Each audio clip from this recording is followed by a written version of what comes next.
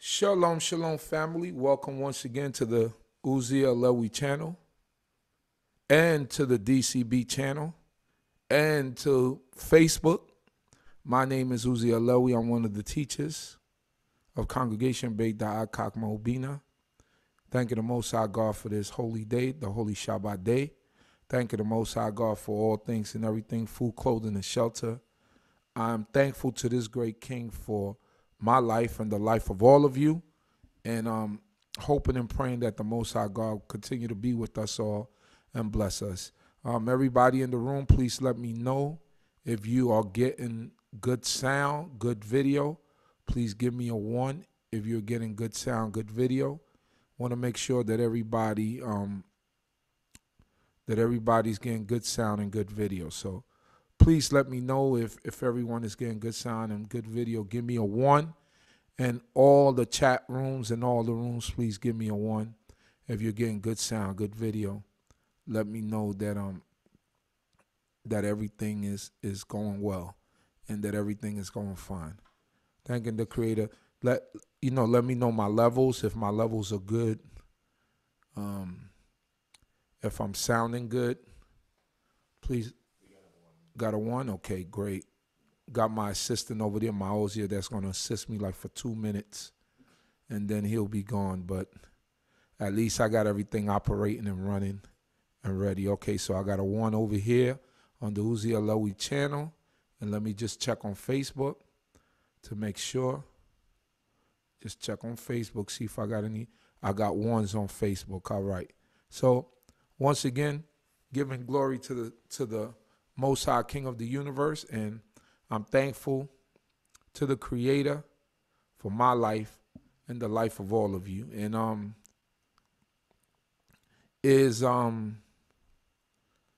oh, I misspelled on my Lewi channel. I gotta make an adjustment. So with the blessings of the Creator, we are thankful for everything that He does for us as a people, and everything that He continues to do for us as a community, as God's people. We are blessed, whether we know it or not.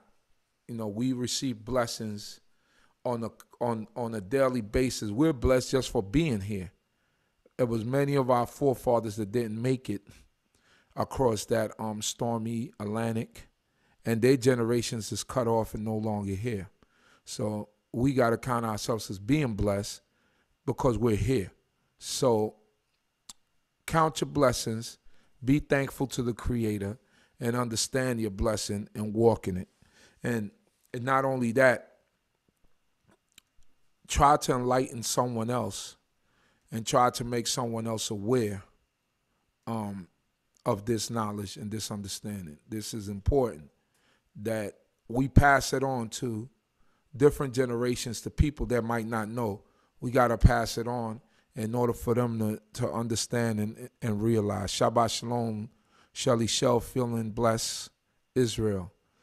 Yeah, we have to learn to pass on the things that we get, that we learn. We have to learn to pass it on, and that's a blessing. And the other thing also that you have to learn is you have to learn to listen, not because someone doesn't do Torah like you or doesn't live in the same life that you live in, doesn't mean that they can't give you a message or some advice that might be helpful to you. Sometimes those are messages from the Most High, and when you reject them because you think you know more than a person, or you feel like this person cannot tell you anything because they don't live the way that you live, then you might have missed the message from the Creator. So I'm always appreciative of everything that people say to me that's positive, things that are going to reinforce me and make me a better person. And we should all be that way. It's important for us to be that way so that we could get better. And we could be stronger. Shalom, shalom to everyone in the rooms and all the rooms. Once again, I'm streaming live on my Lewi channel and I'm also simulcasting on. Well, first I'm streaming live on the d.c.b channel, and I'm simulcasting on the Uzi Lewy channel. So thank you to everyone, and I'm thankful to the Creator for my life and for all of you. You know, life is funny. It throws you curveballs, but the race is not to the swift or to the mighty, but to those who endure. And life is a marathon more so than a sprint. So we got to take our times with it. We have to be patient, and we have to understand what's in front of us. And what's right in front of us is the things that we're supposed to do before this great King. And unfortunately, there are a lot of people that don't understand that. We the ones that are fortunate enough to understand. Sometimes we take it for granted because we do know and we understand, but we cannot take life for granted. We have to be on top of all things, and we have to take the good and the bad, as it comes. So I'm thankful to this great King. I have this new audio thing here. Sounds pretty loud, so I don't know if it's too loud over on your end, but it sounds pretty loud over here, but it sounds clear. So I'm tinkering with it. As you can see, we have a specially invited guest. I like the last few weeks that she's been or the weeks that she calls in. This elder, I figure I'll do a show with her. I'll ask her some questions, being that she has history of the past and of things of that nature. I figure it'll be something enjoyable for you guys to see and for you guys to hear, as we talk about the past, the history, and talk about what inspired her to come and serve the Creator of heaven and earth, because that's important. And I feel like those stories kind of inspire other people. This is an elder that's 50 years strong in doing Torah. You don't see that in many organizations. You don't see that in many people. This elder right here has been integral in the education of a lot of Israelites. And when I mean education, I mean scholastically, teaching many of our children.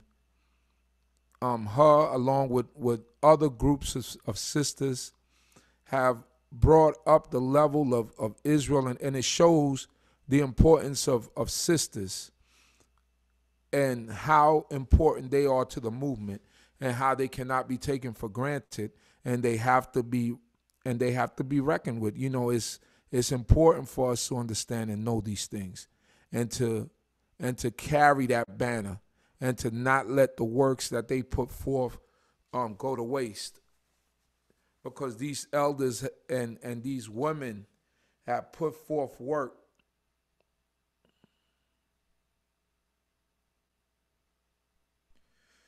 Tonight we're going to have Gaveret Orah. All right. Tonight we're going to have Gaveret Orah. Imam Gaveret, I just read your message, but tonight we're going to have Gaveret Orah. You probably sent that right before I started. Yep. So yes, we're going to have Gaveret Orah on with us tonight. It's a beautiful thing. I'm just going to give a little. She's probably ready, but first I wanted to give glory to the Creator, and glorify Him. And give me 1 second here. Just trying to make sure everything is good. All the levels are good. I'm doing good over here.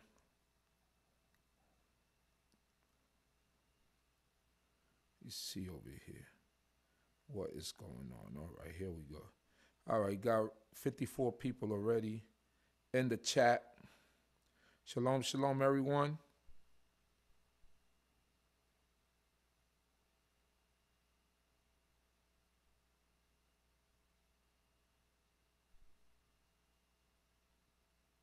We should, all right, someone asks, Daffy J. Shalom Chief, first question of the night. Got a couple between the 400 years are popping up. It feels about everywhere. What does this mean for us as a people? Should I be preparing to leave the U.S.? We should always be ready and prepared to leave the U.S. As you can see, the way that the situation is. I mean, and not for anything in particular, but for the Most High God promised the land of Israel to our fathers Abraham, Isaac, and Jacob. The Most High said that we will go through a captivity. We will go into basically another Egypt. And this is that Egypt. As my brother Chief Avdiel said, Egypt does not mean, the word Egypt literally does not mean bondage. But Egypt is synonymous to bondage for us as a people, right? So those are the things that we have to keep in mind. So we should always be prepared. That's the way that our teachers taught us, that we should always be prepared to be willing to get up and leave, because we never know when the Most High God is going to be ready to get his people out of here.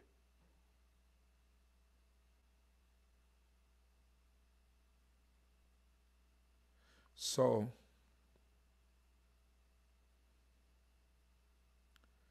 I'm thankful once again to the Creator.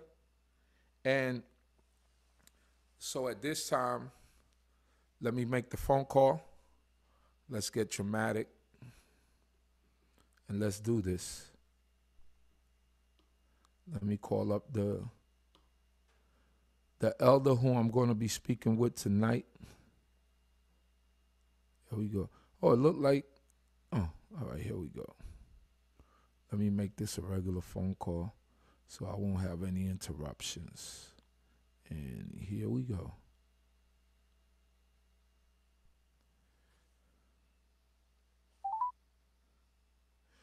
You can hear the phone ringing. You can hear it. Let's give her a call.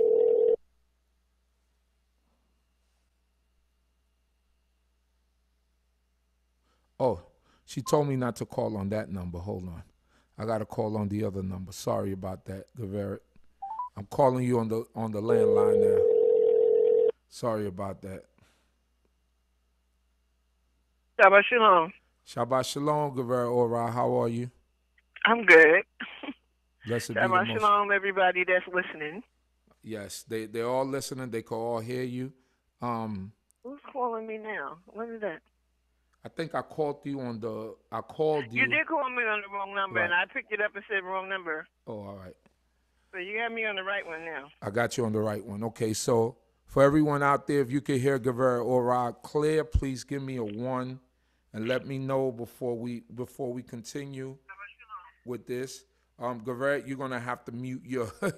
I know it's gonna be tempting for you to hear what we're doing, but you're gonna have to mute your computer and catch the back and forth, I guess, after this is over. Because or else you're gonna have an echo throughout the whole. It's gonna be a So delay. I took the what did I do? I muted it. What I usually do is I mute it. Oh, mute. So. Okay, mute is good. Mute is good. Mm-hmm. That's good. All right. So everybody said they hear you clear. I think everyone is kind of ready for you. Everybody wants to hear you tonight. So we're gonna make it happen. Yes, because I've had a phone call, a text. One of the moderators sent me, Ima Havared, says, Gaveret Orah gonna be on? So I told him, yes, you're gonna be on. So welcome, Gaveret, to Shabbat Night Talk, Gaveret Orah. Now, I've been calling you, and everyone's called you Gaveret Orah for years, right. But give people of the meaning of the word Gaveret. And Gaveret is the feminine of Gibor, which means it's a term of respect. Okay. Okay. It's also it has also become sort of commonplace for saying Miss, Mrs. Okay. Okay. Like if you're among people that speak Hebrew as their native tongue, so to speak. Mm-hmm. and they say Gaveret, they usually they mean the same thing as Miss. The same thing as Miss. Okay. You know, like Miss or Mrs. Right. Oh, And like the Gaveret, you can say Gever, which means can't think of the word in English. I It know. means veteran. It means a person that's been around for a while. It's a term of respect. Right. Does I it? like Gaveret. When I came into war, Right. we addressed each other. The females were addressed as Gaveret. Males were addressed as the Dome. Okay. Okay. Okay. I like Gaveret. I just happen to like the term. Okay. That sounds Okay. good. I guess because years ago, um, Gaveret Yeshuda's children started calling me Gavora. What they were saying was Gaveret Orah, Right. but they were saying it so fast that it sounded like Gavora. Oh, okay. So I kind of and because I was called Gaveret Orah for so long before people started calling me Ima. Right. Okay. Right. So They the called me Gaveret Orah, and I like it. you like it. I even when I was acknowledged at Shema a few weeks ago, Right. and I told him I prefer to be called Gaveret Orah. Right. It just sounds right. Gaveret Orah. That's what I as long as I've been doing Torah, that's what I've known you as, Gaveret Orah. So it sounds That's really how I feel about it. I feel like I've taught many students in the Israelite community and outside the Israelite community. right. In the Israelite community, they've always called me Gaveret Orah, and outside the Israelite community, they call me Ms. Yehudah. Miss Yehudah. Okay. Right? Right. But I like Gaveret Orah. It's like synonymous with me. Synonymous with you. Right. That makes You sense. know? And your name Orah, for the people that might not know what that means, can you tell Well, them that what means that light. It means light. It comes from the same root as Torah, Okay. menorah. Okay.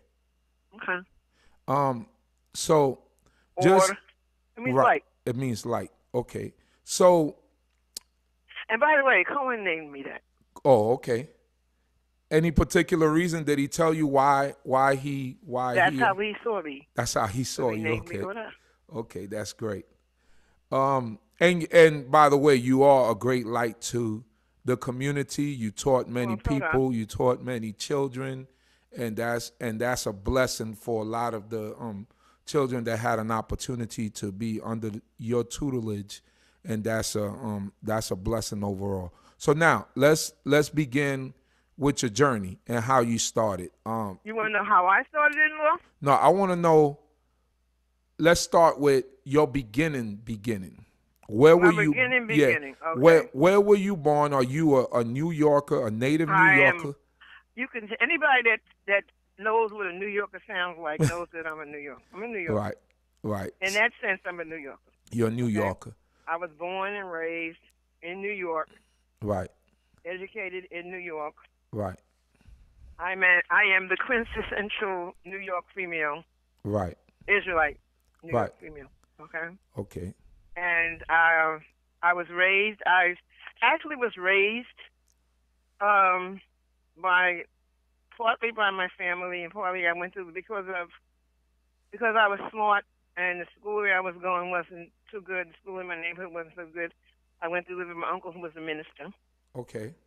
Okay. And I was raised with him, and I grew up in. I don't want to go through all the details. Just to cut to the chase.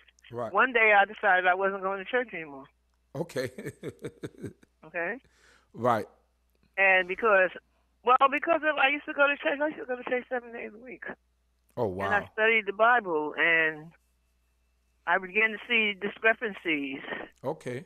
And when I say discrepancies, not so much in the Bible itself, but discrepancies within the people and their behavior. Right. Okay. And some of the things didn't make sense. Right. You know, the story didn't make sense. So I announced to my mom.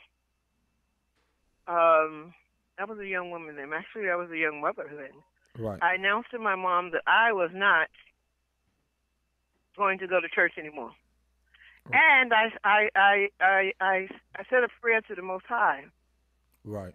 That I said, I know that there's I know that there's a supreme being, and I know there's a God. I know there's a supreme being. I said, but I don't think that Christianity is it. And I asked the Most High to show Himself to me, reveal Himself to me. Right. And He sent a woman that I had known most of my life.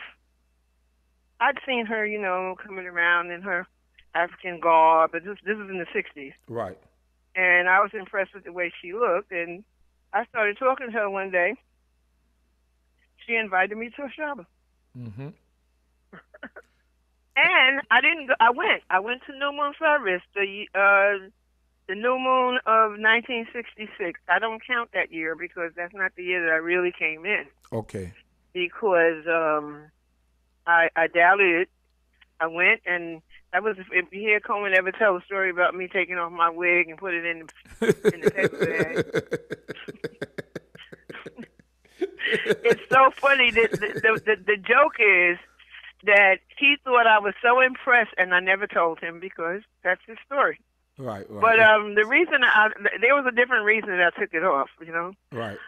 But I was impressed, but that wasn't the reason I took it off. Okay. Okay.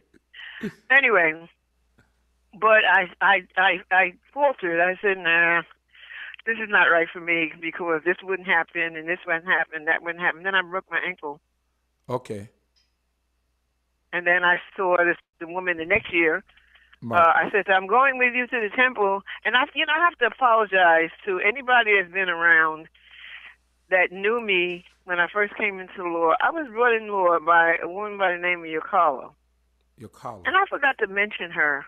Right. Last week when I was speaking. I never mentioned her name. Right. And she was the one that brought me to Shabbat. Right. And I didn't mention her name, so I asked for forgiveness of anybody that knew her. It was a legitimate mistake. It was no slight at all. Right. No. How could I? She Right. was the person. She was the Most High's instrument. Anyway, I came into law. I came in. It was June 10th, 1967. I went to services. I did not take my children. Right. Because I was not taking my children to some place that I wasn't sure Right. whether or not I was going to be there. And I went, and I was so impressed, and I started going, and that was it. That was it. At the time, we were worshiping in the house, and we went to Belmont. We went to Gates Avenue. Right. What was the address of Gates Avenue? You remember? 1006. 1006 Gates Avenue. Mm-hmm. Okay. That's in the Bushwick. What's that? Best Stop? Bushwick, yeah, it's still there. Bushwick. Okay. So, Yep. So you say you don't count 1966, although you came around in '66 for a New Year's service. Well, I went to service in '66. Right. Okay. That was it. That was it. Yes. Okay. But then I didn't go. In June 10th, 1967, I went to services and never looked back. Never looked back. So back in those days, we went to services whether we were clean or unclean. So okay, I didn't miss a service for years. For years. Okay. Years. When I tell you years, I mean years. Maybe I don't know, 7 years, 8 years. So when did that rule get implemented to where sisters would later told, all right, when you're unclean, you can't, because I understand at the beginning it was probably more of a thing where everybody's just coming to knowledge of themselves, but like point? See, what happened was back when I first came into a Shalom, right, we weren't a large congregation. And what we did, there was a female bathroom and a male bathroom. Right. And what we did was we stayed away from the brothers. Okay.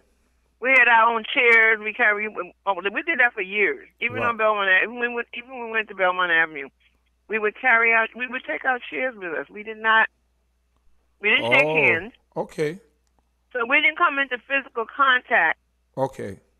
The brothers sat where they sat. The women sat where they sat. Okay. And if you were unclean, you were particularly careful to separate yourself. Even the girls in the I decided that they wanted to put a ribbon on their chairs, you know. Okay. And we went through different things.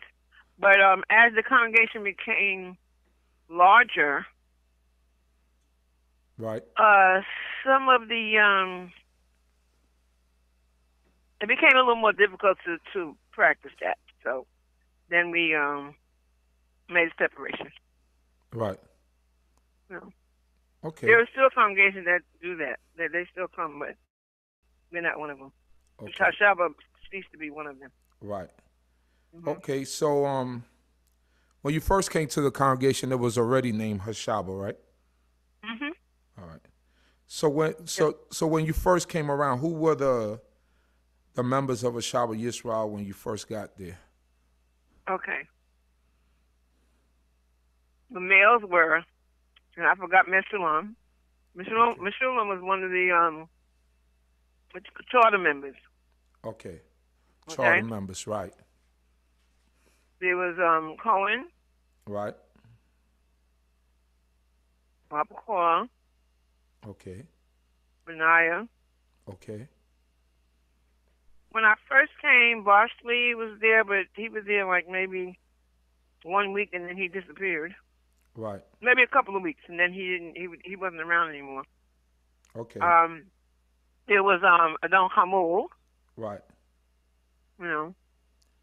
Not you don't the. know Elishama, that was her father. Are you talking about the Kamud that we presently know?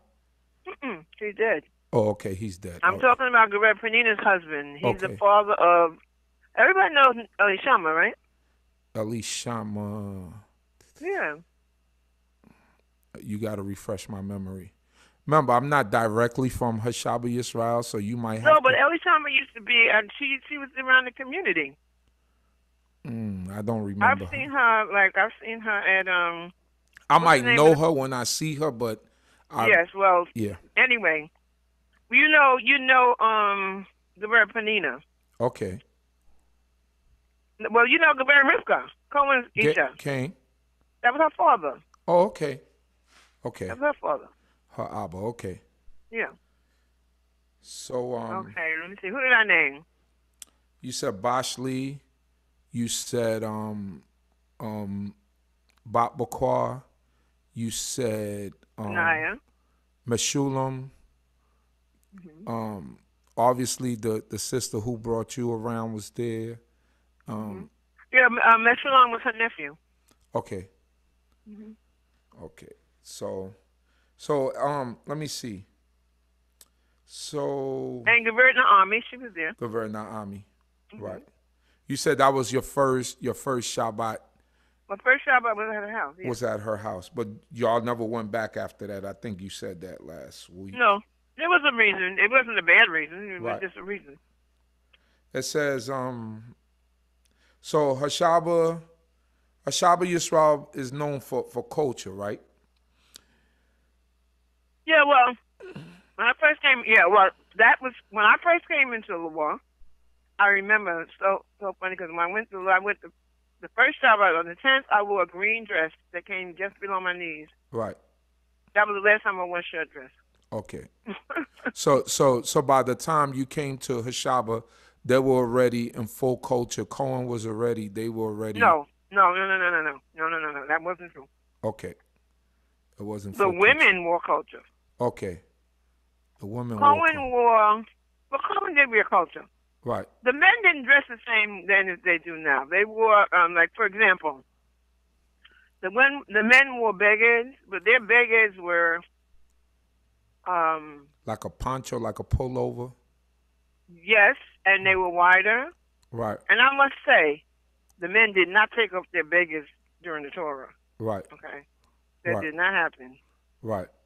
You put your beged on and stayed on. Stayed on. Okay. Until the Torah was over. Right. All right. So at that point the sisters. But at that time Cohen wore toners, but he also wore for a very short period of time he wore a shirt and tie. I have a picture of him with a shirt and tie on. Right. Okay. So he was just coming around. But that was short. That lasted and also they wore at that time also Prince Prince Yaakov was traveling around, Right. and they wore. And it's funny because they wore turbans. Or Cohen wore turbans. Mm-hmm. When I met him, he was wearing turbans. I know that a lot of people say, "Well, this one started." We were in different parts of the country. Mm-hmm. People don't realize that um, Rabbi Tate was involved in the establishment of Ben Isaac in Right. Chicago. Right. But that's another story. I wasn't there. Right. No, Prince Arishadai confirmed that Rabbi Tate and Nasi Yaakov and a few other men, they were the ones that started it, right? Because they came from Tabernacle of Israel or something like that. That's where they started it from. The idea started. So no, that's true. That Rabbi Tate. But that information is available. I think you even have a tape about that on there. Right. Right. An interview about that. But anyway, getting back to what did you want to know about Hashaba? So did Hashaba have any particular motto? Like, I know Ben King's motto was to win friends and influence people to a better way of life. Did Hashaba Yisrael have a particular motto that you remember? Not that I recall in that sense. Right. Hashaba Yisrael is loosely translated the restoration of Israel. Right. That was our motto. Okay. The restoration of Israel. So really the motto was in the name. Shabbat Yisrael, but they use Hashaba. Okay. Hashaba Yisrael's motto was the restoration of Israel. The restoration of Israel. So the motto was in the name, basically. Yes. All right. Who were the teachers at Hashaba when you first got there? Cohen. That was it. So I know because when Prince Paul used to talk about it, he used to say that Cohen used to teach in the mornings and in the afternoon. So yes, he did. So that was just one particular way of he was Cohen did it. Cohen, he taught in the morning, afternoon. He started on time. It was nobody did but him. Okay. He would just start.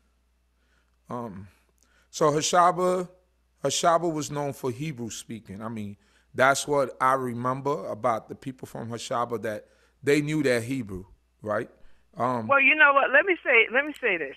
What it was that Cohen pushed us using Hebrew. See, back in the day, let me just tell you something. Back in the days when I first came into law, all of the communities were interested in speaking Hebrew. Right. The quote unquote so-called black Jews, everybody was interested in speaking Hebrew.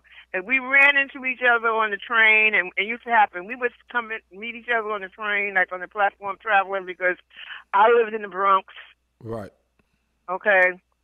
Gaveret Yehuda's family lived in the Bronx. Panina lived in the Bronx. Right. And when we would meet, and we would run into other people from different congregations, and we whatever Hebrew we knew, we used to speak. We used to sometimes say, "Oh, Shabbat Shalom, Ma Shalom Chem."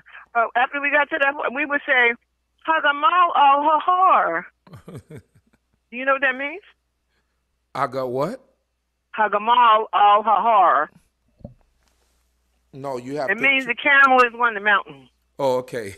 Yeah, Gamal. Anything that we knew how to say. Yeah, the camel, Gamal. We would say it. It was a thing of we were being proud of being able to say something, and anything we knew how to say. So those are kinds of sentences that you would have in your little Hebrew books. Right. You know, we had little Hebrew books and stuff that we used. I have a whole bunch of them here. Or like the Reishi Da'at books like that. Yeah, it's like Reishi Da'at and what's the other one that I have? I can't even think of the names of them. I'm not even talking about the Bloomberg texts. Right. You know, Ivri Kaya and Ivri Kaya Aleph and Ivri Kaya Beit. Right. I have them. Deek Duke Rekibor. Those were all books that were printed, that were written by Harry Bloomberg, who was the head of the Hebrew department at Hunter College, which I happen to have attended. Right. But anyway, getting back to the way we used it, and Coleman used to teach a class called Kitasika, class of conversation. Okay. And we did, we that's where it began. And we spoke, we practiced, we stopped saying milk, we said kalab. Kalab. Okay. Kalab, not kalab, it's really kalab. Kala. And we Okay. said Dalit and Ritzpah and anything that we could say, that's what we did. And several people, when Moray came along, he was studying and learning, and he decided that in his household he would speak Hebrew, and he studied. Right. And he taught, and he eventually held classes. So being that you were there from 1960, like who was the first Hebrew teacher that you could solidly remember that was there? Was it Cohen? Was it any of the other brothers? Okay, Cohen did. Here's the thing. Miriam was the one. Miriam was the person behind all of that. Miriam. Right. Miriam ran Who the was Shabbat Miriam? school. Who was Miriam? Cohen's Isha. Okay. I'm sorry, people don't know. Right. Miriam Eshet HaKohen. Right. She was the one that studied. She taught Hebrew in. She had taught the children in Shabbat school. Right. And see, we started the II. Right. We established a committee to we started the committee to establish the II in 1969. Okay. And the II opened up in 1970. Right. And Miriam taught Hebrew. And it was very interesting, I remember. Right. We didn't go to school on Friday. Okay. So the II, can you let the people know what the II stands for? Israelite Institute. Israelite Institute. And what was the reason? Israelite Institute. We established the Israelite Institute. There were 8 students the first year. Right. Most of the people who were in the Shabbat had children. All of our children went to yeshiva. Oh, okay. The different yeshivas. Interesting. That's why we established our own school so that our children wouldn't be going to the yeshiva and they would still get a good education. Right. And that was Miriam's thing. Miriam taught in Lubavitcher Yeshiva. Oh, she did? Yeah. Wow. I think it was Lubavitcher. Wait a minute, I might be wrong about where it was. I know my sons went to Lubavitcher up in the Bronx. Right. And Miriam taught, I believe it was Lubavitcher. And how did that happen? Her son Reuben went to Hebrew school. He actually went through Hebrew school and graduated valedictorian. Right. What about Moradina? Did she go there also? I'm not sure about Dina. Right. I'm not sure about her. I'm not sure about her going to Hebrew school. She may have. You would have to ask her. Oh yeah, she's probably listening, and I'm asking about her. You would have to ask her. I'm not sure. I really don't remember. I know Yusuf and I lived in the same building, so I was a little more aware of what was going on. I know Nizria went to. Yeah, I think Miriam did go. Dina did go. I think so. Okay. I know several of the children that were in the same age, they went to yeshiva, but then when Miriam started school, we put our children in our school. Okay.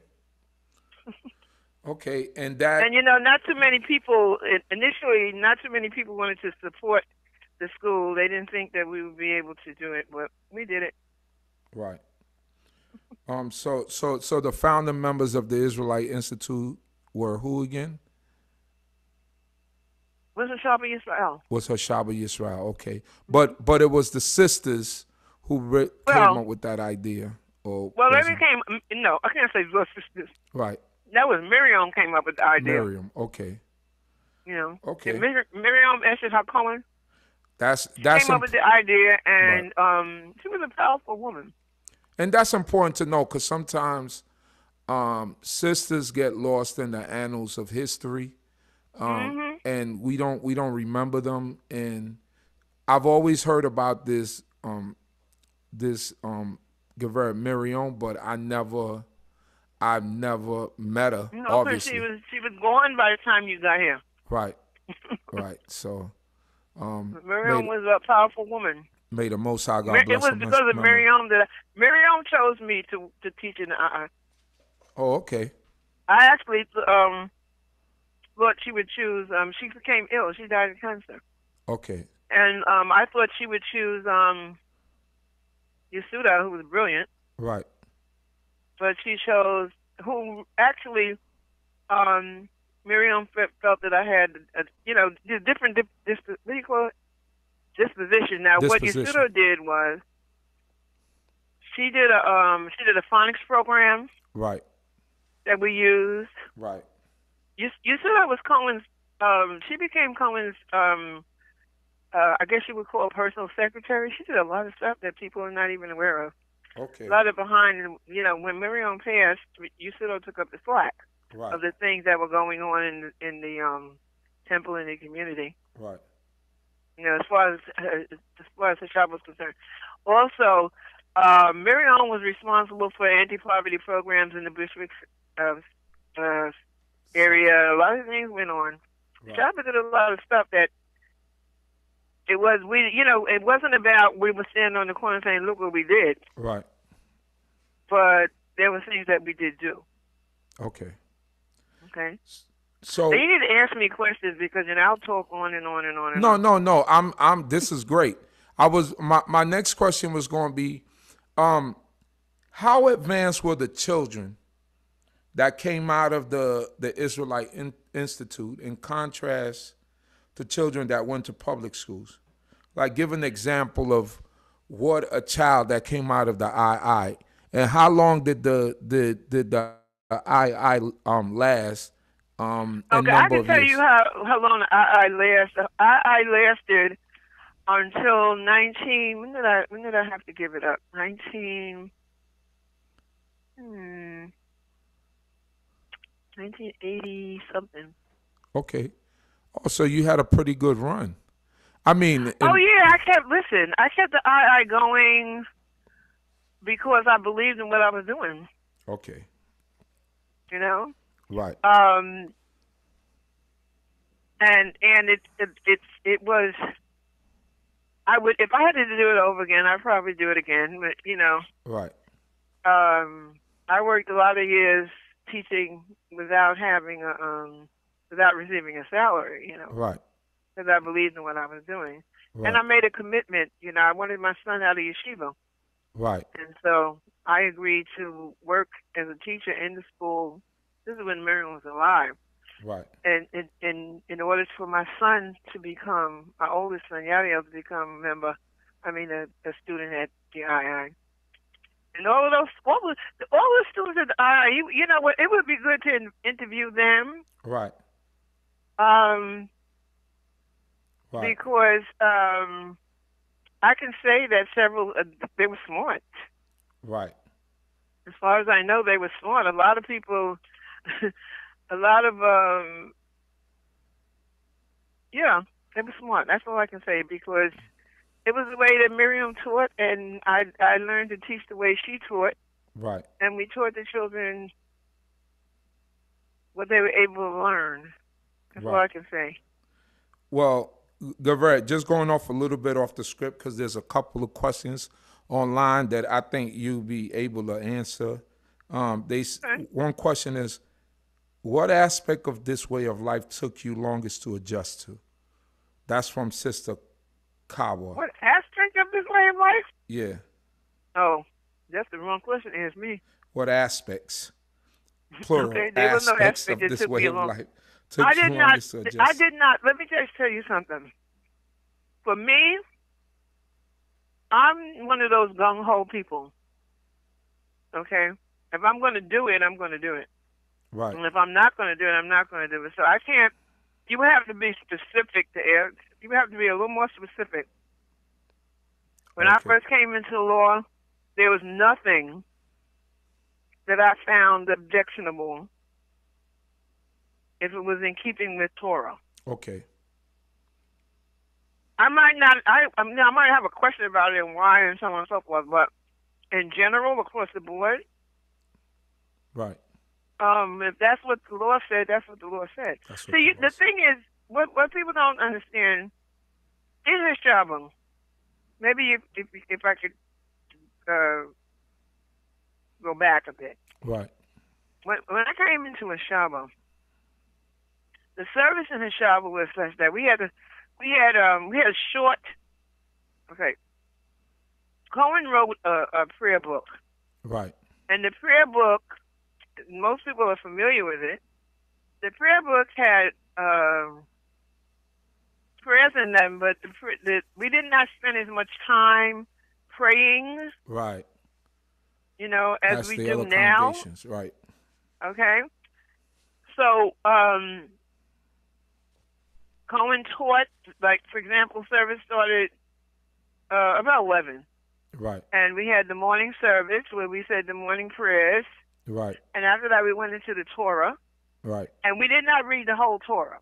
Right. That was the first thing. The first thing is that we did not go through the whole Torah. Right. We actually read, I'm talking about for the Torah service. The last 21 verses. We actually read the last 20 verses, I believe it was. 21 or 20? Well, 20, 21, whatever. Yeah, something like that. Right. Yeah, it depended on the sidra itself. Right.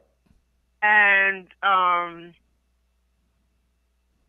we went through the entire portion as part of the teaching. The teaching, right.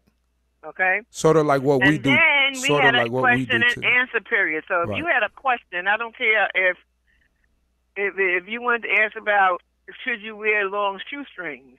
Right. Yeah, we had a question and answer period. And this was every day, every Shabbat. We had a question and answer period. Okay. So that the time was not, we were if you had something on your mind as a new person, if you had a question, you could ask about it. If you wanted to know why we do this and so on and so forth. You know, when I first came into law, I didn't find anything objectionable. As a matter of fact, when I first came into law, like I was saying before, the first time I went to service, I remember wearing this lime green dress that came just below my knees because that was the style in those days. Right. And that was the last time I wore a dress that length. I actually went and bought some material, and I wore the same outfit every day. Right. Until I was able to make I started making my own clothes, and each Shabbat I'd make a new outfit, and thereby increasing my wardrobe. Right. Because I started wearing the other side to that coin is, and people need to realize this and recognize this was the 60s. Right. African clothes was a style. Right. Okay, a lot of people talk about, you don't wear culture and you don't do this and so and so. And when they say don't wear culture, to me that's silly. Right. The culture encompasses so much more than what you wear. But they mean you don't wear African style clothing. Right. In the 60s, everybody and his mama wore African style clothing. Right, dashikis, crowns. Until it became an issue if you were around and paid attention to it. It became such an issue that the powers that be began to undermine the wearing of those garments by creating those black exploitation movies where the biggest illicit person in the movie would be wearing the most gorgeous African garment. Right. Okay. But we continued wearing. That's the way I did it personally. Right. I was impressed with it before. I was working in the post office before I came into it, and I would see sisters with afros and sisters with long garments, and I was impressed with it. Right. So I took off my 4 or 5 lashes and. Oh yes, Gaveret Orah was Gaveret Orah before she became Gaveret Orah. I want you to know. You got sisters today that won't take their fake eyelashes off. Well, you know what? I don't have a problem with that. Right. I think that it's more important as long as you're dressing modestly. I don't Right. think that. I think that those of us who came along in the '60s and '70s, we had it easy. Right. Because everybody was wearing it. Right. We like to pat ourselves on the back. Oh, I wore culture all the time. Everybody was wearing it. It was easy. Mm. It was easy. Right. I didn't have a problem. You go to the store and buy what you needed. Right. As soon as you get something and all the people who flood out markets with this and that and that and the other, it's like the brothers would start wearing do-rags. All of a sudden, every little Chinese, Oriental, Korean, whatever store came had do-rags. Right. Okay. Right. Well, the brothers used to put on stocking cap. Now you got to go to the store and buy something. A Right. do-rag. Right. Yeah, it comes from the idea of the stocking. So, Gaveret Yes. Orah, there's another question. What will it take to create another Israelite Institute today and sustain it? Okay. That's a good question, and it would take so much that I don't know that we're able to do that because there are several reasons. Right. Number one, at the time that we established the II, the restrictions were not nearly as strong as they are now. Yeah, as they are now. Not nearly. Right. Yeah. And the reason for that, there are some legitimate reasons for that. There were a lot of schools that opened up and got funding, and we never did get funding now. Right.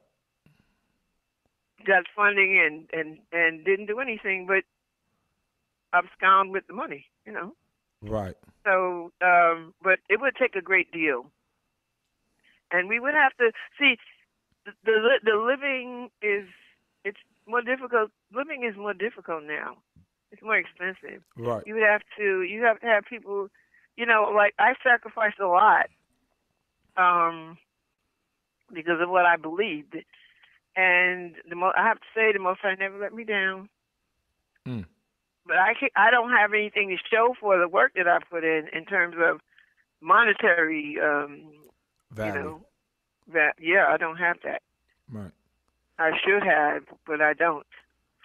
But we would have to be able to be able to support our to pay our teachers. Right. There were a lot of people there were several people whose names I won't mention. There are several people who are in education on various levels who would be more than willing to work in a school. But they have to be able to pay their mortgage. Right. You know what I'm saying? Right. Feed their children. Right. Absolutely. And all of those that pay their rent. All of those things. So it would take a great deal. A great deal. So I couldn't even tell you specifically. We tried a couple of times. We got committees together, and we need. There's so much that you need. You need so much now in terms of your building, just your building alone. Right. I think because we did it. We did it at Shamar when like the early 2000s. Yeah, I remember. Late 90s, we had and we did great. We had Moradina over there. We had a group of young sisters that were starting late 2009, 2010, and what happened is that I think, and I was supervising that. I guess you could say like the principal, but I wasn't teaching anything. I was just managing the money and doing things like that. But it was, what I find is like, we have to have trust in one another, and we have to understand that when we lowly funded that you're not cutting corners with the children's education, because the children actually did good. My daughter ended up going to Wellesley College, and I know that's a direct result of her not going to public school first, second grade. You understand? And she went. Oh yeah, that to the happened school. with several people that within the II. They Right. did well. Right. Oh, Yeah, they and did that was well. You know, yeah, and that was the question that I was asking prior. Like, mm-hmm. what was an example of a child going to the II? Like, what's the most magnificent Well, story? I think some of the, I don't know how many people know who went to the II, but I'd like for Because, for um. example, your grandson, I know he was like in college at what, 15, 14? What Well, was it? my grandson didn't go to the II. Oh, okay. Okay. They went. They went. They went to Techie, Okay. But you were which is a teaching at school that that I school. taught in Right. afterwards, Okay. after the II closed. But, I had to let it go. right. I couldn't afford it any longer. But didn't Kaviva, Yes, Kaviva went to the II. And Kaviva, yes, what I'm saying, yes, Kaviva, Kaviva went to the II and went to college. like at 14 or 15 or something like that, right? Yeah, I Wasn't don't this even remember their ages. That was I don't remember their ages. I really don't. right? Now that I'm past 27, I don't remember all of that stuff. No, I but can tell you that Salvo, because my sons both went to the II. okay, Okay, and when my son, my old Yadiel went from the II to he took the test for Brooklyn Tech, right. and he made it. Oh wow. Yeah, yeah, he took Salvo. Nizria, Gaveret Orah's oldest daughter, she made the dean's list in Baruch From the in II. Baruch College. Right. You know, Right. see where she left. She went into 10th grade. I taught her up to through 9th grade. Right. And then she went in 10th grade South Shore High School. Right. And then she went to Baruch College, and she made the dean's list that first year.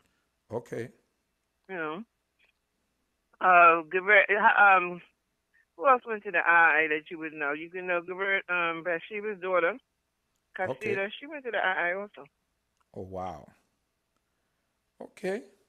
Yeah. So that's great to know. Just to let people know how important these types of Yes, community having your own based school is right. important. We It's just have important. to, but we have to be willing to support the school Right. and be willing and recognize that you get what you pay for. That's right. That's right. You're right about that. So just shifting gears a little. Kolot Yisrael. What is the meaning and who founded it and what year? Okay. Meaning, Voices of Israel. Voices of Israel. Okay. Right. Who founded it? And what year? Nasi Barak founded it. I have to think. Probably in 1970. I'm trying to think if we were on Gates Avenue. I think we were on Gates Avenue. Were we on Gates Avenue when Polo started? No, we had just moved to Belmont. Okay. We were on Belmont Avenue, so it's probably 1971. 1971. Okay. 71, 72, around that time. Right. And Nasi Barak started. He actually started the. He came up with the idea. He used to play banjo. Banjo. He still does. For us. Mm-hmm. Blink, blink, blink, blink, blink, Right. blink, blink, blink. Mm-hmm. So, cause we did. He named my toe with my name. Oh, okay. We did. What's that? We did this song in Kenya, yeah. You did that also, right? Kenya, yeah, Right. Kenya, yeah, Right. Kenya, yeah. Yes, we did that. We did a lot of songs. We did something we called the genealogy song, and Okay. Maura used to love for me to sing the part about Joseph. Okay. When we did the part about Joseph, because last year I sang it. I'm glad I got a chance to sing it for him. Right. Right. Well, you still wait. Let me see. Were we on Gates Avenue? No. We were on Gates Avenue. No, when we first started singing, we were still on Gates Avenue because we used to walk down to the park and come back with a new song. Okay. Okay. And you know, like, Ain't Elohei Kumori Home? Right. Ain't Elohei? Right. We actually wrote that, you know, and Dina mentioned it last week. Right. Coleman used to say that at the end of a prayer, Right. at the end of the service. That was Right. part of, no, blow you the trumpet, right? Right. Blow you the trumpet, and make a sound in Israel, something Right. he used to say. That's And we T-Quip. decided T-Quip. to make a song out of it. Right. And so we did. Okay. And he added it to it, and we did a song that later Hosea added something to it. It was about David with Right. David. Yeah. David. Right. David. He didn't build the temple, but his son Solomon did. Uh-huh. You know, we wrote songs for the children. Wrote a lullaby called oh gosh, so many songs. Don't get me started. I have a CD Right. that somebody made, and it has a couple of songs that we sang on it. We Right. sang so many. We actually did a show at the Billie Holiday Theater at Right. Restoration, Right. where we sang several of our songs. Right. Don't You know. give your brother no dope. That song too, right? Didn't you do that? Yep. Don't give Yep. your brother JC. That's what you used to say in the song. Don't give your brother JC. Yes. Don't make the Christian not Yeah, your father's child. Your Or father's your mother's child, yeah. Right. Yeah, I actually have that. Where did you get that from? Who told you? Who gave me that? Cause I have that. I got that. I have that music. I'm trying to think really hard. Who gave me all that stuff? It had to been shape. It had to been shape me out, or it had to been shape me out. Bang, Cohen Levy. Colin, yeah. Yeah, it had to been him who He gave would it be to the one that had that stuff. Right. Have that stuff. I believe he gave it to me. And I just preserve everything. I just have it, and I kind of try to keep track of all the history, because if not, you know, we're gonna There's lose a song that Cockmore wrote that I don't even sing because I hate the way that they what's the word? I'm trying to use a nice word. I can't think of a nice word, so I won't say anything. But there's a song that she wrote. It's called the 12 Tribes of Israel. Right. And it's supposed to be written with a Middle Eastern flavor, a Middle Eastern beat.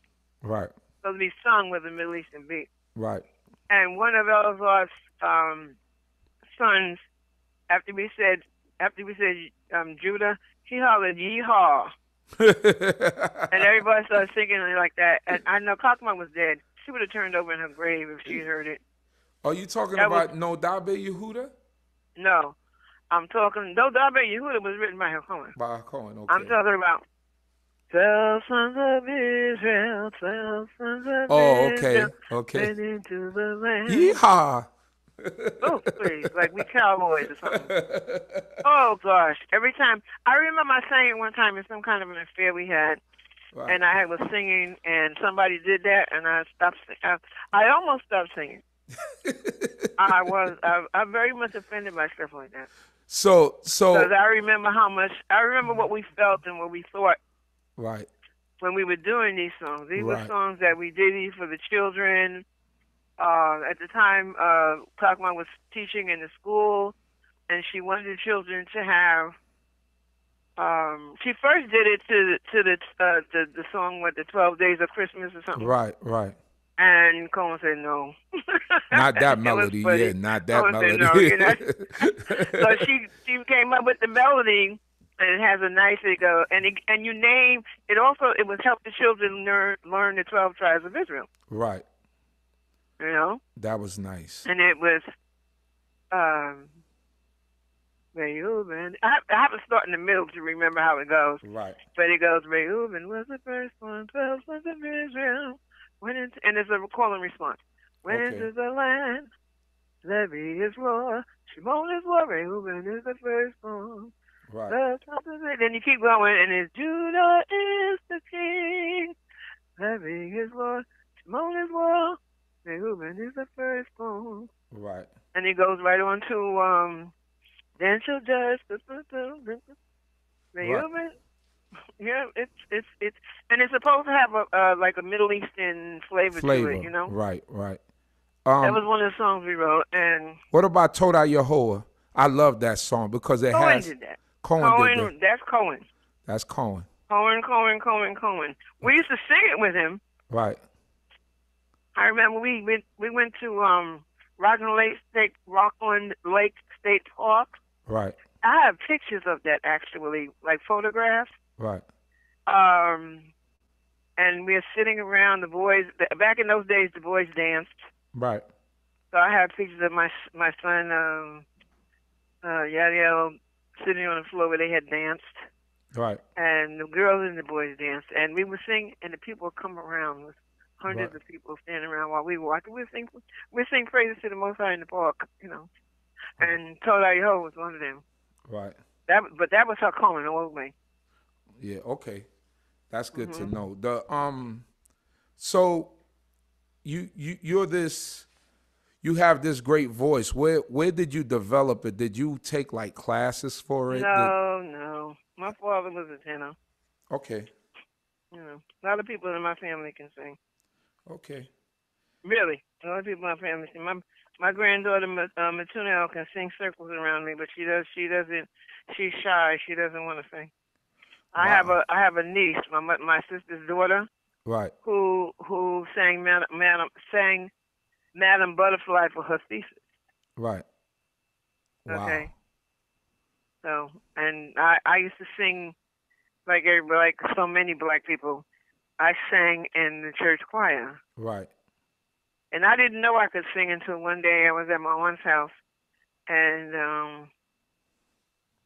her friend had a recorder, and she recorded my voice, and I was listening to it. I didn't know it was me. Okay. So that's who's when this? I found out I could sing. Who's this 'Cause singing I don't walk right around here? saying, you know, I can sing. Right. That wasn't. But I like singing. So. And I have to say, you still at your age, you still have a great voice.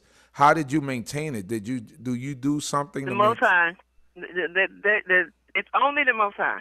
Hallelujah. I have to tell you that because when I was in my late 20s, the doctor told me there was something wrong with my vocal cords, and if I didn't stop singing, I would lose my voice by the time I was 30.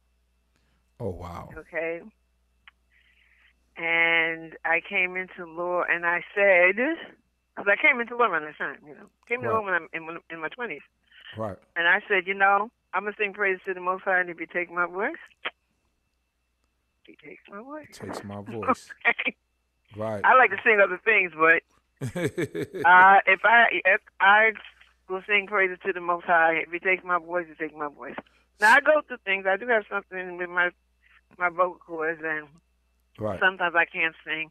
A couple of the first time that we went to where we're going tomorrow, I was able to sing, and I was in tears because I could sing. Wow. So while we're here, would you mind blessing us with a song of praise while we're on the phone? Like what? Any song, whatever, a song of your choice, whichever one you want to sing.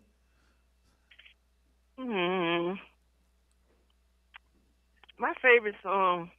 I know you do I Don't Know Lime a lot, but I'm not That's my favorite song. That's why I do it. You want to do it? If you want to do it, we could do it. You know, I like to talk about it a moment. You know, people don't think about what it means. Okay. But the last verse says, into thy hands I commit my... Into thy hand I commit my spirit. Commit my spirit, you know. My spirit, right. And thou art with... God is with me, and I shall not fear. And I shall not fear, right. With lo yirah, you know. Adonai li with lo yirah. My God is with me. Right. I have no fear. There is no fear. Lo yirah. I will not fear. That's what it says. Lo yirah. I will not fear. And that's how I feel. Hallelujah. I don't know. Pick something else. I don't want to sing it no more.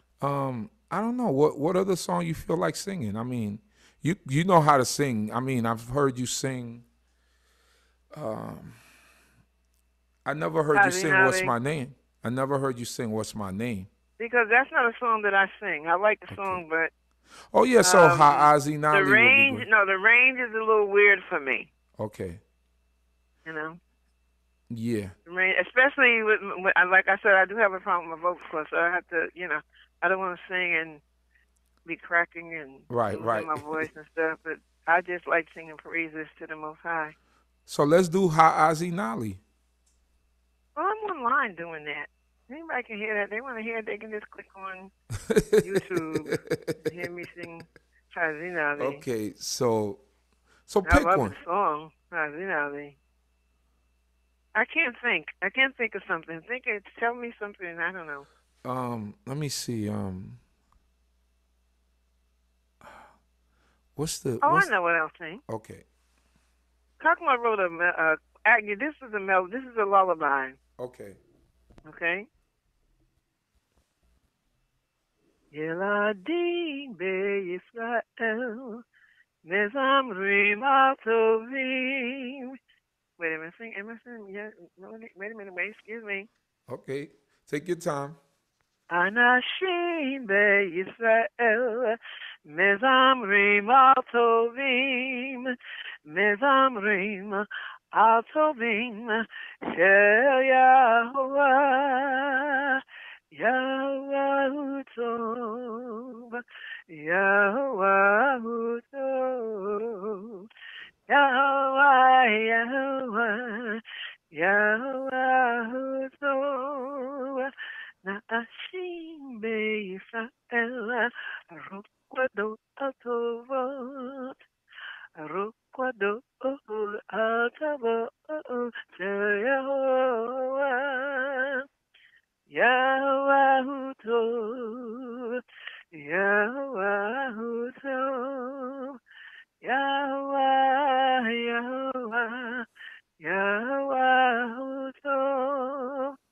Yeladim beYisrael, Omerim atovim, Omerim atovim, Yehovah, Yahuwah tov, Yahuwah tov, Yahuwah, Yahuwah, Yahuwah tov. Hallelujah. That only thing I sang it backwards. It's been so long. It's been over 20 years since I sang that. It says it's speaking to the children. It Yeladim. starts off with Right. Anashim Omerim. Right. And then Nashim Rokwadot. Nashim, the woman. And Yeladim Mitzarim. Right. It's the men speak, the women dance, the children sing. Oh wow. That's a beautiful song right there. And I mean, a lot of those songs are not sang anymore. I mean, I never heard that nobody song. knows them. Nobody knows them. So we're gonna have to bring those songs back, Gaveret Orah. You're gonna have to write them down or sing them. I might have to record them from you, and then we're gonna have to re-implement these songs. One of the reasons why I don't sing them, right? Those songs were done in 3-part harmony. Okay. And the only one that's around, Kakma passed away, and she was the one that organized. She was such a gifted woman, She was really blessed. Right. And she and the three of us, Besima, right, Kakma and I, we had perfect pitch. Right. Together, Right. So when she did the harmony, she did all the nuances of the music, and we just followed instructions. Right. By that time, Nasi had gone about his business. Nasi Barak. Right. Well, he's the one that started. As a matter of fact, the first thing I learned to sing the 136 Psalm. He had me sing that. Oh, someone says, sing Kol Hanshana, Anshama.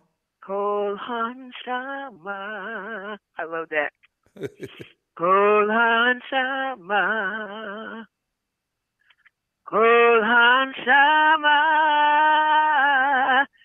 Tehaleya. Oh, yeah. Kol Hanshama. Kol Hanshama.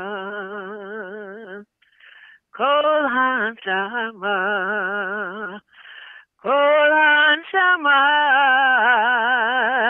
Tehaleya. Let everything that have breath, let everything that have breath, let everything that have breath, praise the Lord. Hallelujah, Yehovah, then Hashemayim. Hallelujah, Malakah goes around. Yeah, I love that song. Hallelujah. That request was from Morerania Bain, Cohen Levy. Oh, really? Yeah. You remember me singing that? That's who requested that song. Yeah. Yes, yes. Go on, Summer. So it's very important for us to have this type of, you know, the reason why I'm gathering all this information is, but obviously when we're no longer here, we have a history. It'd be something for the yes. Right. Very, we have a history. I'm so sorry that we didn't do that. Right. You know, his Shabbat. We didn't do that. There was so much that his Shabbat did and gave. Right. And we did not record it. We did not save it for our posterity, you know? Right, right. That's the only thing. I regret that. I actually do. I know that Gaveret Orah Yehudah, who was Nasi Barak's Isha, right. She took a lot of pictures and stuff. And I have pictures. I'm going to give them to somebody. Well, you could give them to me. I collect all that stuff. I have them. Chief of Chiefs actually gave me a photo album. He told me here, you know, he just passed it to me. He said, I have pictures of different, I'm in them and stuff because right. But I have pictures of events. I have pictures, when I was telling you earlier, I have pictures of us in Rockland Lake State Park. I have pictures of events at Bay Shalom. Right. I have all. I have lots and lots of pictures. I think I'll give them to you so you can save them. I have pictures from Commandment Keepers. Oh wow. Oh yeah, I have a lot of pictures. I have a question for you. Did you ever get to meet the late Rabbi or Rabbi Matthews? Oh yes, indeed I did. Oh yeah. Oh yes, indeed I did. What Rabbi type of man was he? He was oh gosh, Rabbi Matthews. Rabbi Matthews. First of all, Rabbi Matthews was a very dynamic man. He wasn't very tall. Right. He was very dynamic and very sure of himself. And I remember myself because I met him when I first came into school, and I was so full of myself in those days. I thought myself so important. Right. Really. When I look back at it, I laugh because, you know. Right. You were young. You were young. You were young. I was. Yeah. You were young. And I came into law in Hashaba Yisrael. I didn't come into law in some of the more traditional congregations. Right. You see what I'm saying? Right. And we had an opportunity. One of the things that happened in Hashaba, at least with me, because we were such a small congregation, we were able to question everything. Okay. One of the things that I admired that Coleman said was, you don't have to take my word for it. You can read it for yourself. You can read it for yourself. That's right. Okay? And so, as a result, for a person like myself, I would read it. I would read the Torah, and I was, you know, there was a time when my sons could because they went to yeshiva, they could recite the Torah. Right. You know, Bereshit, Bara Elohim et Hashemayim Haaretz, blah, blah, blah, and so on. Right. And they knew, you know, that was part of their training. Right. They knew they did that. They did it every day. Right. So they were able to do that. And all of the things that were important, they could read. Right. And they learn reading. If you know, do you know? I don't know if you know. I don't know if Ronnie and Megabadia told you, but I used to be their Torah teacher. You know. Yeah, they said it. They said that you Yeah, taught them. Yeah. listen. This guy know how to read Torah. Right. I did Absolutely. it because that wasn't my plan. What happened was there was a point in time when I think Carl Miko used to do it and he left or something, and I was the one, so we did it. And Okay. they learned it. They know the stuff. They Right. had to learn it, you Well, know. well, Arania is the Mora Arania is the Hebrew teacher I know. at I Bay hear him. d.c.b. I hear him. Yeah, You know, he's the Hebrew teacher he's of it. his mama's son. Right. Yes, indeed. Right. And Correct.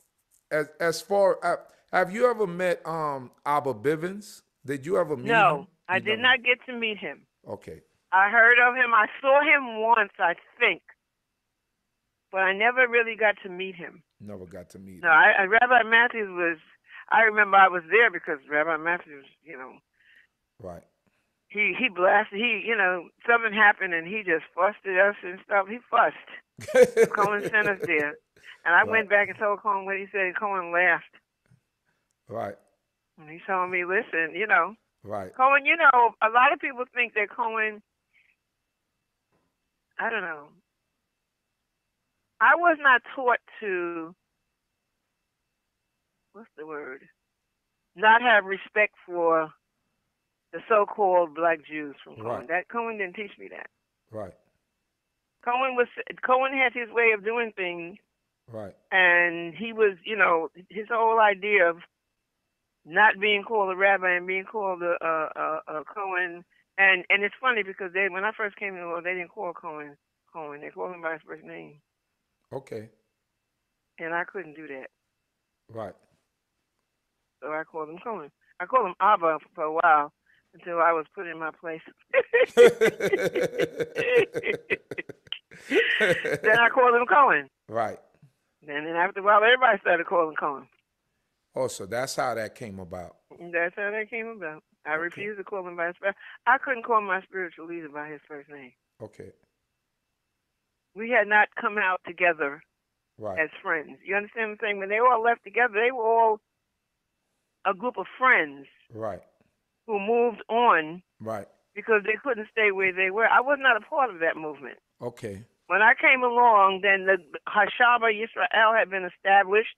There was a leader. And he You was your understand what I'm teacher. saying? Right. And he was the leader, and I came from a tradition of ministers.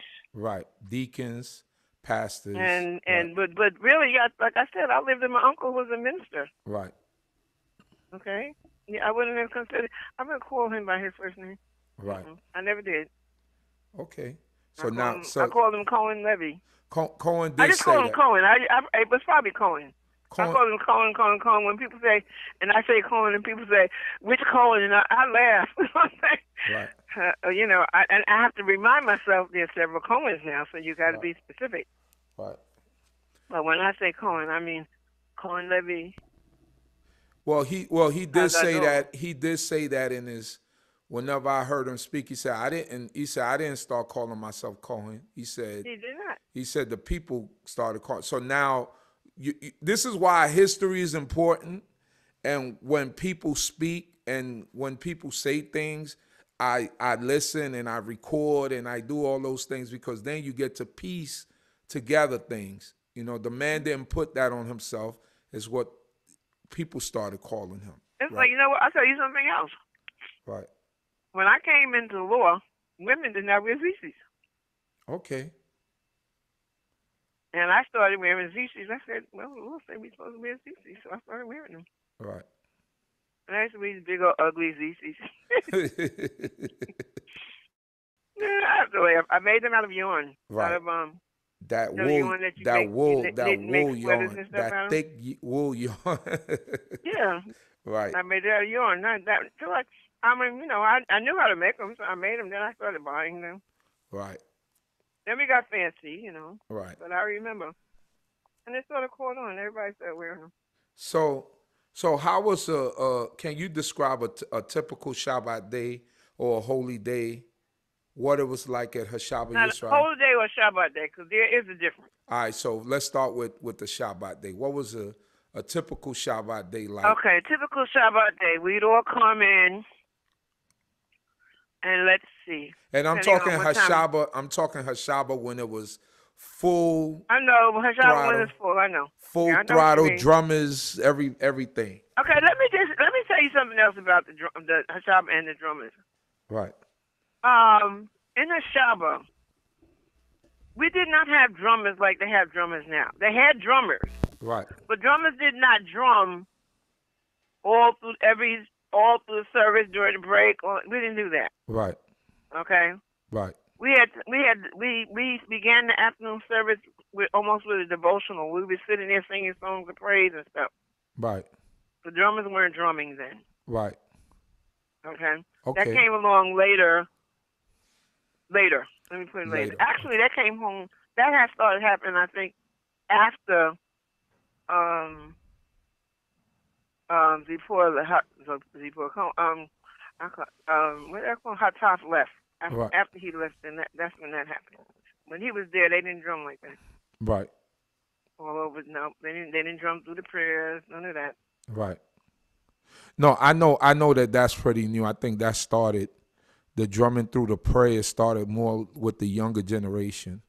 That because I remember that there was no drumming through prayers. Everybody was up and praying, and the drumming started after the prayers. After they, when they started singing the Shema, then that's when everybody would drum. Anyway, a day.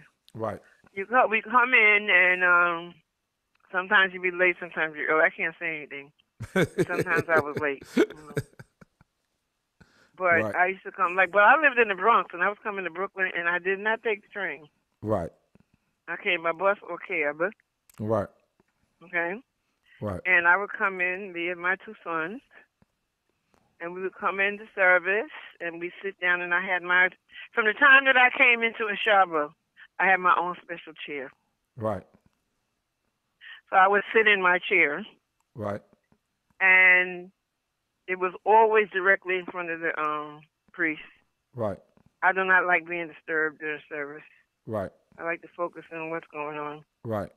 And we would have service. The men would be sitting where they were, depending on where we were. We were on Belmont Avenue. When we were on Belmont Avenue, the men sat on one side and the women on the other side. When we were on Gates Avenue, the women sat in the back and the men sat in the front. Right. And the people didn't intermingle during service. Right. You focus on Torah. They gave the children that had space. If you had to take care of the babies, there was a little space in the back. Right. And so on and so forth. But the service was, we said the prayers, we sang, praise the Most High, went through the Torah.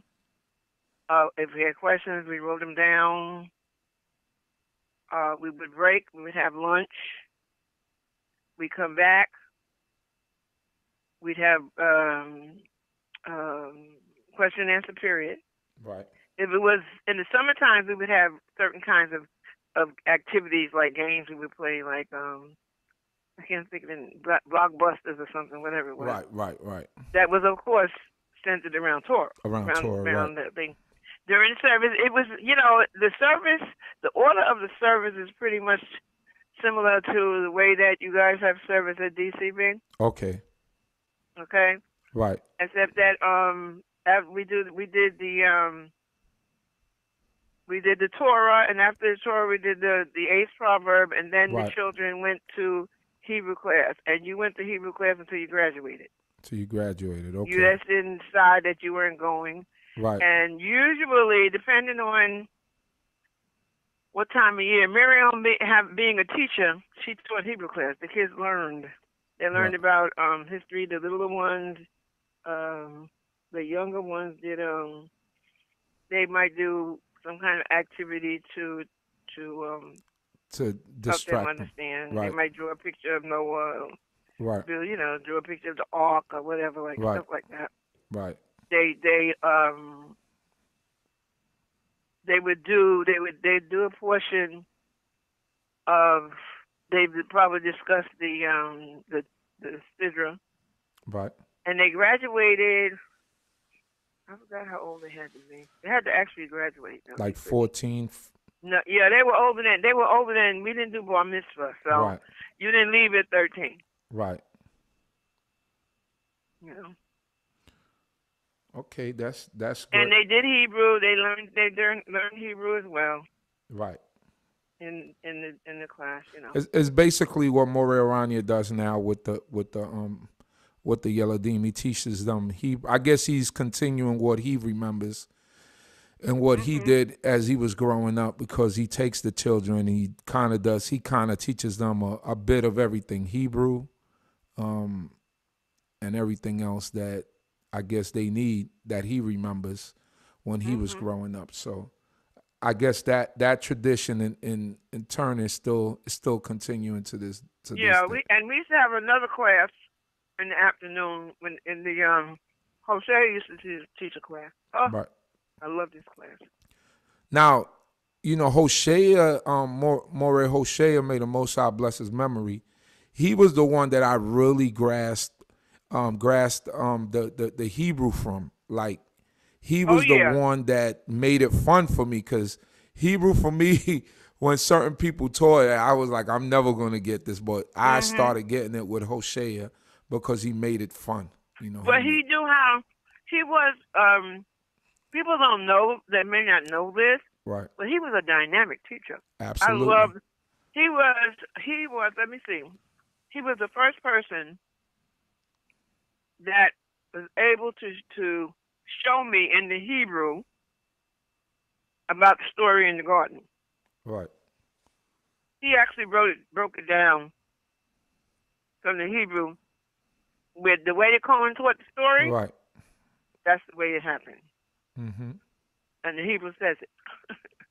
He mm-hmm, broke that down.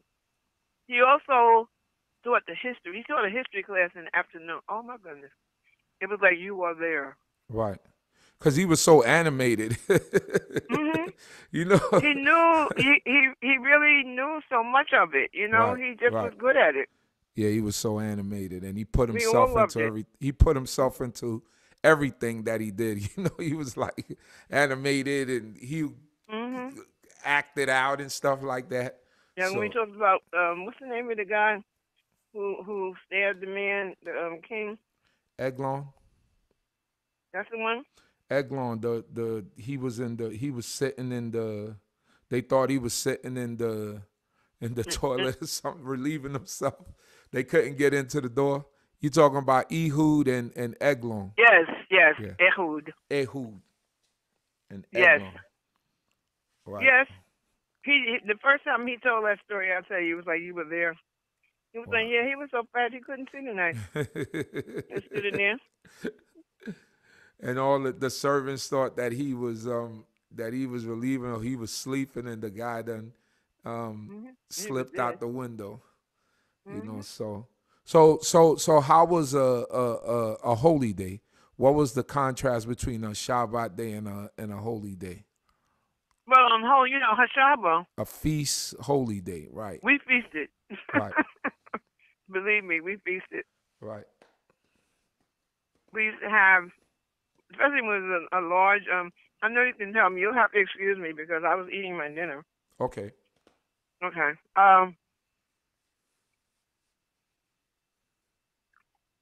We would sit around. First of all, we would all help prepare the food. Right. I remember sitting around in circles with sisters in a circle, and we'd be peeling potatoes or Right. cleaning the chicken, or you know, things varied from time to time. That when Miriam was alive, Miriam was in charge of the cooking of the feast.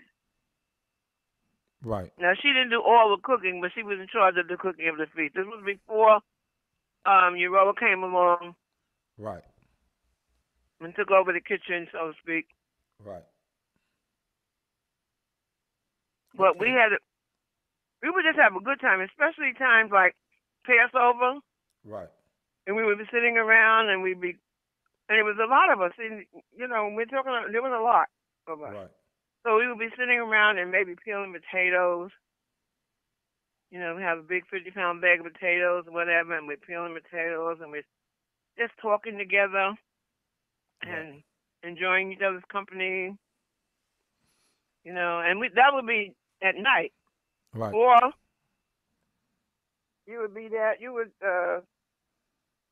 the kitchen, or in the kitchen area, on the other side rather, and Carl would be doing the service, and you could hear the service going on, and we sit in there, and the group of us, and just sharing information, enjoying each other's company. Mm. Yeah, it was a lot of people, so. And in the Shabbat, you had to come early, or you would not have a comfortable seat. You end up sitting on the other side. Right. Okay, so that's great. So, I'm gonna end it right there, Gaveret, because I know you giving us already like an hour and a half, and I don't want to. Yeah, I'm not past my 8 o'clock sleep Yeah, I know. time. Stretch out my dinner. I'm just finishing the last bits of my dinner. And it's okay. I don't mind. I don't mind talking. Okay. Because So, eventually I'm gonna have to come and put this on camera.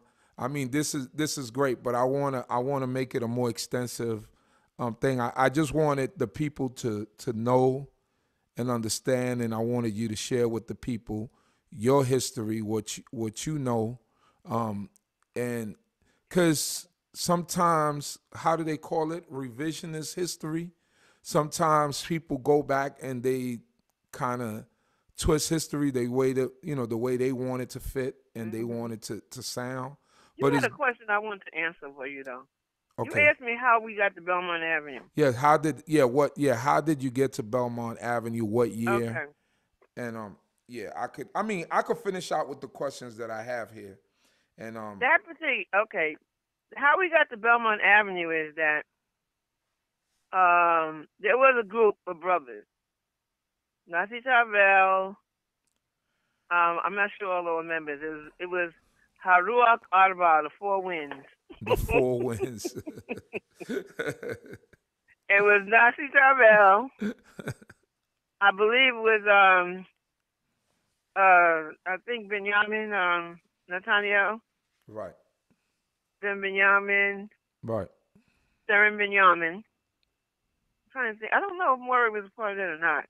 Right. I know he was around, but I don't know if he was part of the Four Winds. Right. They had a club. Okay. And they had that space. Right. And we needed space on Gates Avenue. We needed space for Yom Kippur. Right. I mean Passover. Okay. And we went over there for Passover, just to use it for Passover. Right. And that's how we got started. And you stayed. I think we went over to Passover, then we went over there again for Yom Kippur, and I think from Yom Kippur on, that's how we stayed there. Right. Nasi gave up they gave up the place. It was renovated and different changes were made, but yep, that's how we got there. Okay. That's good to know. So I have a feeling that Maury might have been one of those men, but I'm not sure. Okay. Who could tell you? Prince Support would be able to tell you. Okay. Okay, because I think Prince Paul got to her Shabbat when you guys were at Belmont already. So he might know. Right. He might know. Yeah, right. He might not have known that part. Yeah. He might not know. He was, but because he did. We were at Belmont when he came. Right. Let me think. Is that true? Was he at Gates? Yeah, I think that's the story he tells. No, he wasn't at Gates. No, he was at Belmont. Yeah. He came to Belmont Avenue. Adon Elazar was at Gates. Right. Maury was at Gates. Itamar was at Gates. Okay. He didn't stay, but he left. You probably don't even know him. No. He and Elazar were partners. Itamar and Elazar. Oh, okay. Elazar was my brother. Right. Maury Elazar, that was my brother. Okay. I loved him. Okay. He's a good brother and an example of a lot of things. Right. Anyway. Mhm. Okay. So we have. Let me see. Um, who were some of the prominent teachers that came out of Hashaba Yisrael that you remember? Oh goodness. I don't know. Corn Miguel. Everybody. Most of the ones that came out of Shabbat, everybody knows. Right. You know. Okay. I can't. What can I say? Let me see. I can't think of who were the teachers. You have to tell me a person, and I'll ask. You have to give me the name, and I'll tell you no, they didn't come, or yes, they did. Well, you got the, you got like the Maury Michels, you got the Carl Mikhail, I guess you got Princey Paul, you got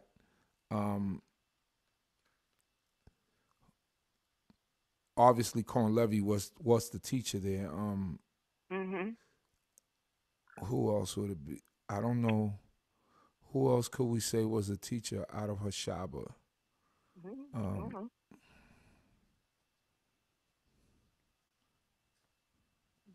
Who else? I don't know. I can't even. Moret Elazar, I guess, when he went down to Georgia. Yeah, him too. You have Wasn't Sarah? I think Sarah Yaakov was teaching at one point. Seren Yaakov. You got Mhm. I heard Adon Bakbaquar speak before when he came back before he passed away. He stopped by Shema. I have a couple of his teachings. Oh yeah. Yeah, and they're online. And he was pretty good. I didn't when I heard him speak, I was like, oh, he's a great orator. He Yeah, was he could talk. he could start. Yeah, he could talk. So yeah. I mean, maybe there are other ones out there that I'm missing, but those are the ones that I remember. So when So I came into the law, right, Murray Yosef had moved on, right, and Baba Kwa was the reader. okay. You know.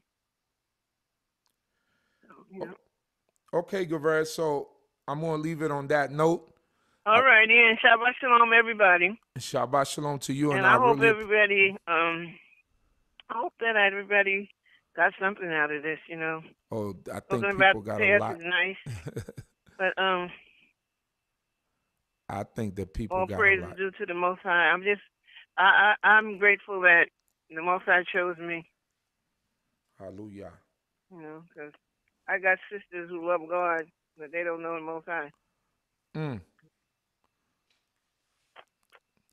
Okay, Gaveret. So I appreciate it. May the Most High God bless you, and Mhm. I'll be seeing you in the near future so that we could Okay. we could put this on video. Okay? All right. Shalom, shalom. Shalom. Hallelujah. So there you have it.